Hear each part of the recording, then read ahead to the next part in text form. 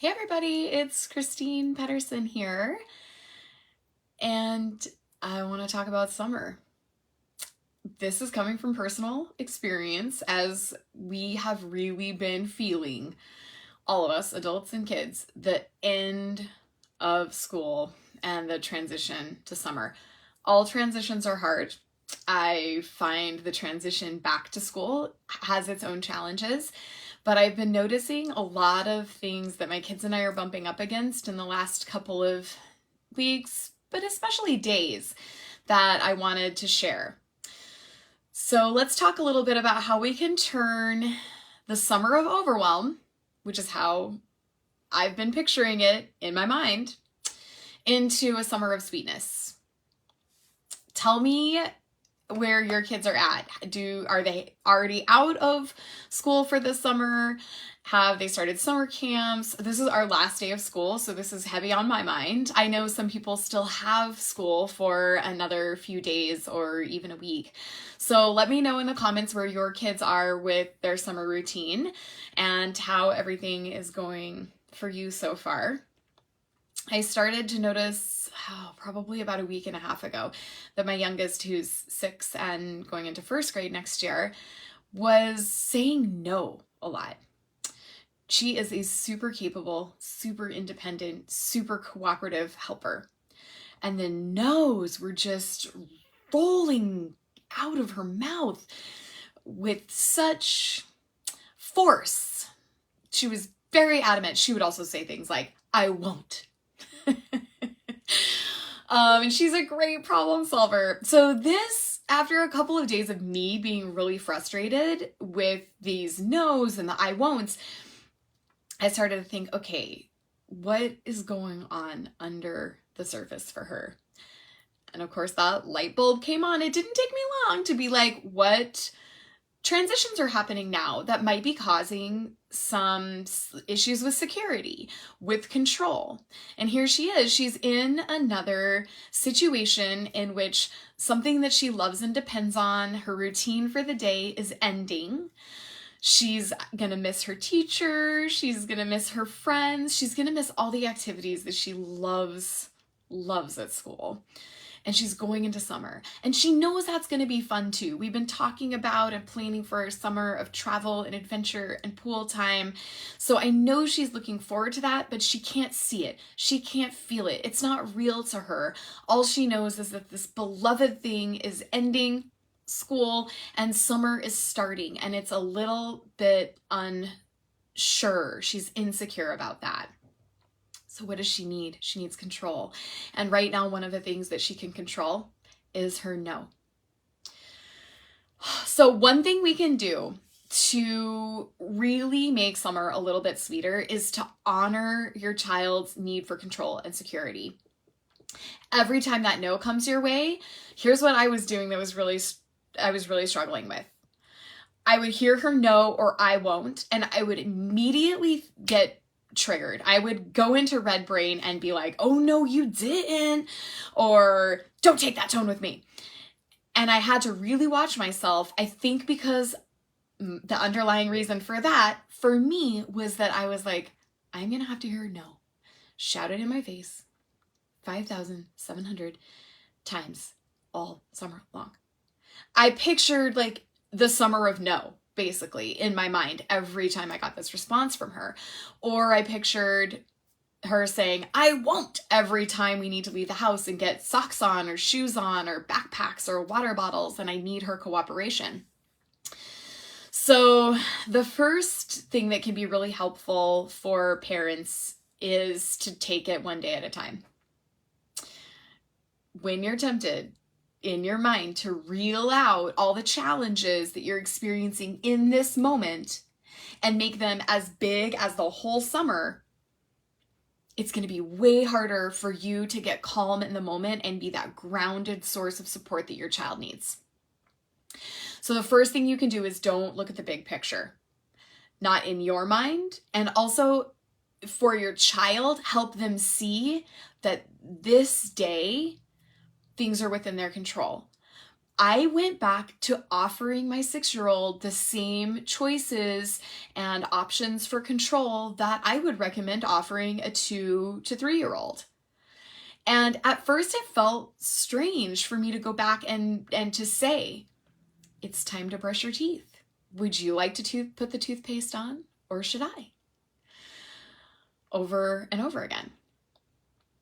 It's time to get your socks on. Would you like to pick your socks, or should I? Time to get your shoes on. Would you like these shoes or those shoes? So I was really going back to step by step. I mean, I will tell you that our normal morning is me getting my backpack and saying, okay, chop, chop, time to brush your teeth, get your shoes on, backpacks, and meet me in the car. And I go out in the car and I cue up our music tunes in the morning and I wait for them to join me, because that's a lot easier than me micromanaging them from the bathroom. Well, no, I won't, was happening. So I thought, okay, we're going to go back to toddler, 2-year-old choices and offering of control. And it worked like a charm. You know what she wanted? She just wanted me to create that container of security for her every transition, right? And it was really challenging for me because there was also an assumption in my head that she's 6 now, and because she has the physical and intellectual ability to do these things for herself, that she should do it every time. But when we have transitions and challenges of this nature, it's really helpful to remember that they need our help emotionally. They do not need our help physically or intellectually, that is true. But they need our help emotionally. They need us to hold space for their struggle. And I know that it's going to be about a week and a half of me being really careful about offering lots of control, offering choices, and offering lots of reassurance and security, telling them what's going on every day, reassuring them that they are going to have autonomy and security at the same time. Does that make sense? I also really love the idea of connection. So one thing that I realized about my challenge to deal with these behaviors in a graceful way, one, they seemed really shocking to me. And I was like, this is not something you do or say normally. Where is this coming from? And I wanted to just sort of like stomp it out, nip it in the bud. So I think it was actually really important for me to remember that she needed some additional moments of connection. And we have been really busy. The end of the school year is just play dates and parties and barbecues and picnics. And that was really changing the normal daily routine that offers us really 3 big opportunities for connection during our day. I build those into the routine so I don't have to think about it during the day. I don't have to think like, have I given June a really solid, mindful, meaningful connection yet today? It's just part of our morning, right? We have morning snuggles and we have, they do some coloring and I come in and appreciate it usually. And we have a sweet conversation while we're waking up and snuggling a little bit. And then in the afternoon, when we reconnect after school, there's usually a moment of snuggle time and catching up about our day and making sure that we're looking each other in the eye and really focusing before we go on to our own tasks for the afternoon. Same thing at bedtime, right? Those moments of sweet connection, physical proximity and snuggles, eye contact, and purposeful listening are built into our routines. But summer was happening and we were like rushing through the morning routine. The afternoon wasn't even happening because we were going off to different social events. And then evening, same thing. We would come home and we would rush. It was like bedtime boot camp at our house. And then we barely had time to do independent reading before lights out. So one of the things that I am really reminding myself is even if we need to do a later bedtime, I need to offer that time for reading. In fact, that was another knockdown drag out with my 6-year-old. After the third hellacious bedtime in a row, I said, what is it you're really missing? And after a lot of drawing her out, she finally said, I just want to be able to read to you, which has been our nightly routine for months since she learned to read. And I was like, of course you do. Why didn't I put two and two together, right? That your no, I won't behaviors are directly related to the fact that we have not had enough time for you to do this thing you love dearly, and that demonstrates how much I love you, to sit through your very slow reading of a book. So again, a beautiful illustration of how when we offer opportunities for our kids to share and we listen, we learn incredible things, right? We learn how important it is for our kids to read to us every night. And I don't know what it is in your family, but I guarantee there's something really important for your kids. And when you don't have time or make time for that, poop hits the fan. No's and I won'ts, or your family's equivalent, start showing up more often. So doing some research is a really great idea, and making sure that you have the time for connection. It's gonna look different this summer. You've got to create that for yourself, but it's vitally important. It's just as important to connect with your kids as it is to you. And that's another thing that I'm noticing I'm struggling with. When do I find time to just connect with myself when my kids are home with me all day long? And this summer, we're doing so much travel that we didn't really set them up in camps and childcare opportunities. They're old enough to take care of themselves in many ways. So they're going to be home, and I'm going to be working part of that time and doing other household tasks. And I'm concerned that my ability to find that connection time for myself is going to be jeopardized. I'm allowing that anticipation of summer stress to taint what's already happening now. So I'm shorter with my kids. I'm less patient with them. I have a tone in my voice with them, because every time they're needy and whiny and insistent or defiant, I immediately take it personally and think this summer's going to be so hard. And that's a really great way to set yourself up for overwhelm. So in the summer of sweetness, we have to shift the equation, right? We have to say, this moment is challenging. I am feeling challenged in this moment. What am I needing?